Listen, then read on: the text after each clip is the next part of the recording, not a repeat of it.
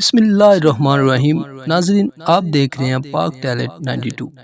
آج کی اس ویڈیو میں ہم بات کریں گے انڈیا کے مشہور مذہبی اسکالر ذاکر نائک کے بارے میں۔ انہوں نے علامہ خادم حسین رضوی کے بارے میں جو تاریخی الفاظ کہے ہیں۔ مزید آگے بڑھنے سے پہلے آپ سب سے گزارش ہے کہ اگر آپ نے ابھی تک ہمارا چینل سبسکرائب نہیں کیا تو پلیز اسے سبسکرائب کریں اور بیل آئیکن کو پریس کریں تاکہ آپ کو ہماری تمام آنے والی ویڈیو بآسانی ملتی رہیں۔ ویڈیو پسند آنے کی صورت میں اسے لائک، کمنٹس اور شیئر ضرور کیجیے۔ ذاکر نائک نے کہا ہے، میں نے جو علامہ خادم حسین رضوی کے بارے میں ریسرچ کی ہے۔ ناظرین، اگر بھارتی میڈیا کی بات کی جائے تو بھارتی میڈیا شروع سے ہی ذاکر نائک کے خلاف ہے۔ اگر ماضی پر نظر دوڑائی جائے تو ذاکر نائک بھارت کے رہائشی ہیں اور بھارت کے نیشنلٹی ہولڈر بھی ہیں۔ اس کے علاوہ ملیشیا کے بھی نیشنلٹی ہولڈر ہیں۔ سب سے پہلے انہوں نے اسلام کی تبلیغ کا آغاز بھی بھارت سے ہی کیا تھا، لیکن ایک ایسا دور آیا بھارتی حکومت ان کے خلاف ہو گئی اور ان کو بھارت چھوڑنا پڑا۔ ایک وقت میں لاکھوں لوگ ان کو سامنے بیٹھ کے سنتے تھے اور کروڑوں لوگ ان کو ٹی وی پر لائیو دیکھتے تھے، لیکن اب وہ ملیشیا میں موجود ہیں۔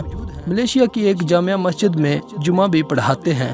اب جو ذاکر نائک نے بابا جی کے بارے میں تاریخی الفاظ کہے ہیں، اس کی وجہ سے بھارتی میڈیا میں ایک بار پھر آگ لگ گئی ہے۔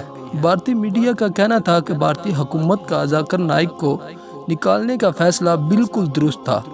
ذاکر نائک نے جو بابا خادم حسین رضوی کے بارے میں خیالات کا اظہار کیا ہے، اب آپ کے ساتھ وہ شیئر کرتے ہیں۔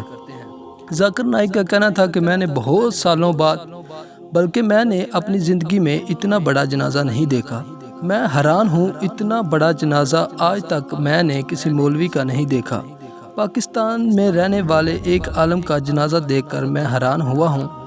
جس پر میں نے ریسرچ کی تو مجھے پتہ چلا کہ یہ پاکستان میں ختم نبوت کا کام کرتے تھے اور انہوں نے لوگوں کے دلوں میں حضرت محمد صلی اللہ علیہ وآلہ وسلم کی محبت پیدا کی ہے اور انہوں نے ختم نبوت کے لیے بہت ہی زیادہ کام کیا ہے۔